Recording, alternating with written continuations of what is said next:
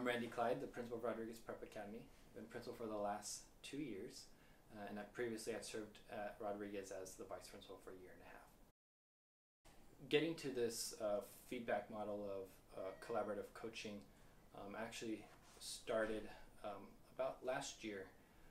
We were providing feedback in a more traditional way of just going into classrooms, looking for some compliance pieces, and just sending an email of like positive things we had seen, sometimes questions or suggestions, and I was really trying to be more targeted, so I started thinking, what's the greatest way to have impact? And a lot of the research shows the importance of teachers being reflective about their practice. And so I really started believing, as I was reading about quality, not quantity, in the feedback process, and so I really started thinking, how can I get this quality feedback?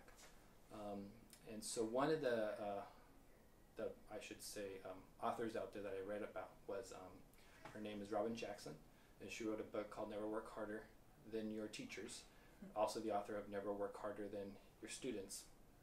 And she has done a session, and she's doing sessions, and she talks about this process called one thing feedback, or microslicing.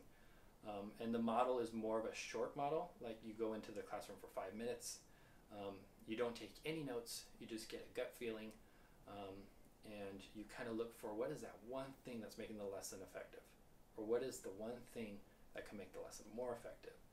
And that's the feedback you give the teacher on. It's only one thing. You're not going through a list of items.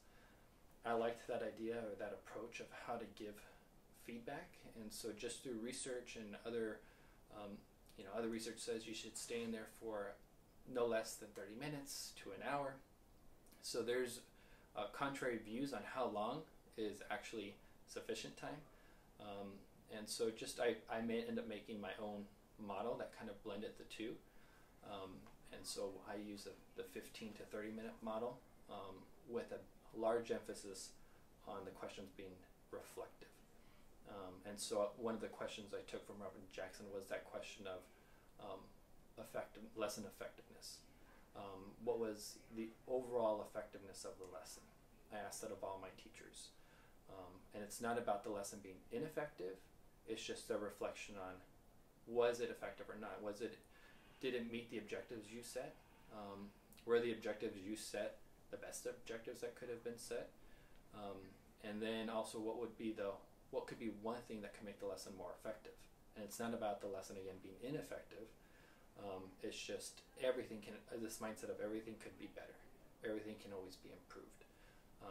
And so that's how I formatted the questions. So I kind of took a blend between the research and just trying. The long-term intention was just to have high quality feedback where teachers own the feedback, because again, research shows that the process that's going to work the best is a collaborative process, a process in where the teacher is able to think deeply about their teaching and own the changes or the suggestions of how to make a lesson more effective.